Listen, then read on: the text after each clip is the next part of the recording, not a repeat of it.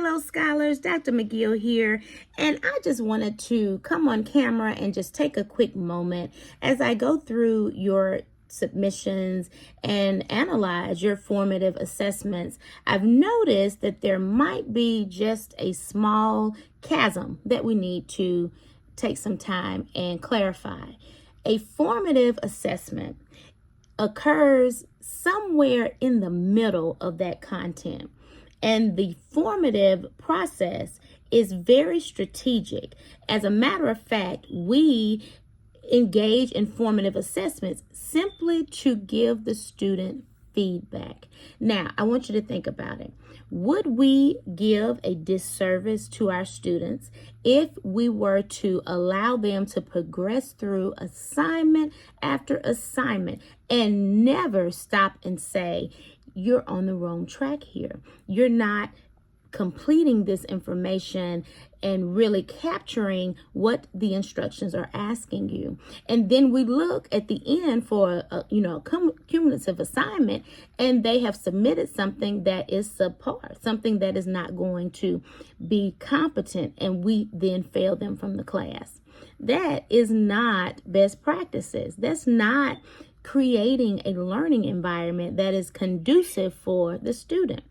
In order to have a system of checks and balances, we engage in appropriate and effective formative assessments. How do you create these formative assessments? Well, first, you have to know your course objectives and your student learning outcomes. Now, the formative assessment, remember, formative stands for feedback. Formative assessment is going to be that key element to gather data on a particular student outcome. So let's say we have a student outcome that learners will identify cultural norms for diverse populations and the influence on social determinants of health. Just something off the top of my head.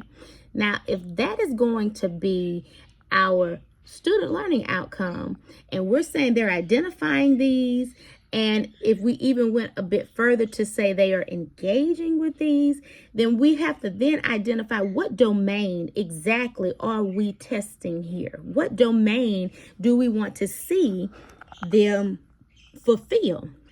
Is it cognitive? Is it affective? Is it going to be psychomotor? And then your assessment has to align with whatever domain you've identified that student learning outcome appeals to. We would do a disservice to the learner to have a cognitive formative assessment by way of a quiz, and we're trying to capture an affective, reflective domain. How does that work? Because they can know, but we don't understand if they're actualizing, if they are immersing themselves into that experience. And so I can grade it. They can make a 100 on that quiz, and I still will not know if that affective domain was accomplished. That's why assessments matter. Assessments are our bucket. That's how we gather that data. And then we have the opportunity to analyze the information we've gathered and make our evaluation decisions. So yes, there is a formative assessment and a formative evaluation. That formative evaluation is your opportunity to allow the learner to hear your feedback. You did a great job here. However, we have some areas where we can improve here, or we need to strengthen this thought, or more details are needed here.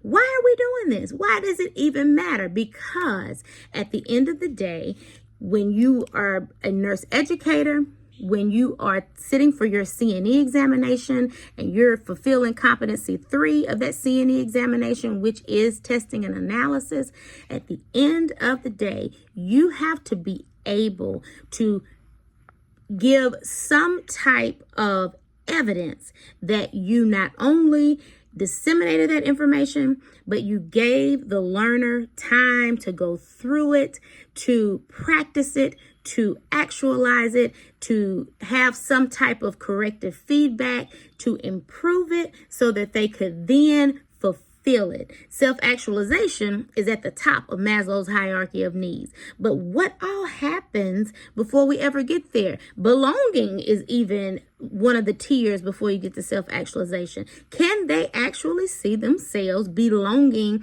or involved, engaged in that material? That's what the formative assessment does. It allows us the opportunity to say, try it. See if you like it.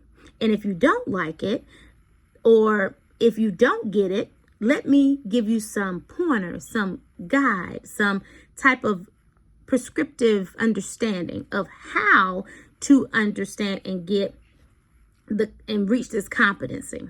So think about it in your class. Think about it in your class. Each one of these milestones is a formative assessment. And should I not give you feedback that would help you to enhance what you have submitted, and I grade your document and say, okay, F, and then don't tell you the feedback to correct it, and you complete your summative, which is your final paper, your final project, the cumulative, everything, testing the course outcomes assessment, and I give you another F, you never knew what to do in order to improve. So who was at fault? Was it the faculty? Was it the learner? How can you know what you don't know? How can you know what you don't know unless you submit and you have feedback? So the formative assessment truly identifies how well that faculty is able to articulate directive feedback to get the learner from maybe being off of the pathway to rerouting back on the straight and narrow. Formative feedback gives you the opportunity to see how well that faculty is truly navigating that content to the point where we have processed understanding, to the point where we can apply it. The summative assessment is, now that's the student. Summative, student, final. That's letting us know, did they get it? Did they not get it? But if we ever get to the point where we have a summative assessment and it gives us the data where we have a summative evaluation, the learner did not understand, they did not get it, so I'm not going to allow them to progress on to the next course.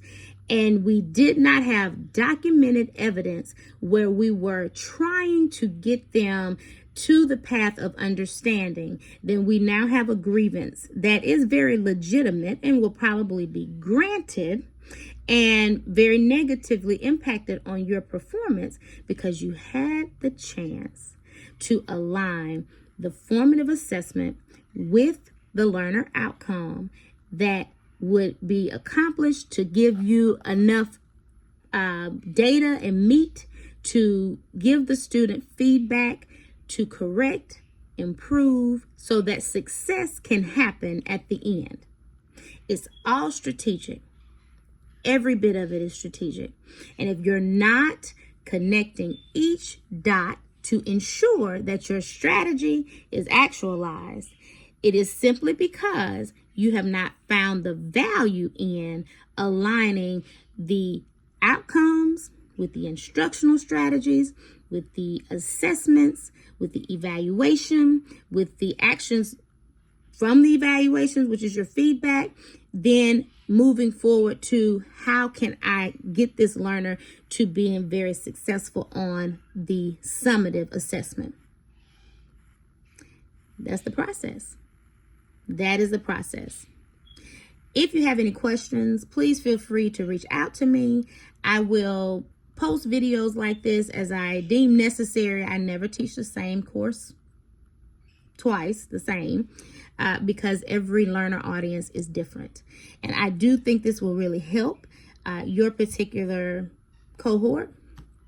And kind of clarifying and understanding exactly why we're doing what we're doing here. But if you have any questions, I'm always happy to discuss. I'm always happy to align and give you some clarity about why we're doing what we're doing. If you don't understand why we're doing what we're doing, if you don't get the rationale, then you will not retain the information.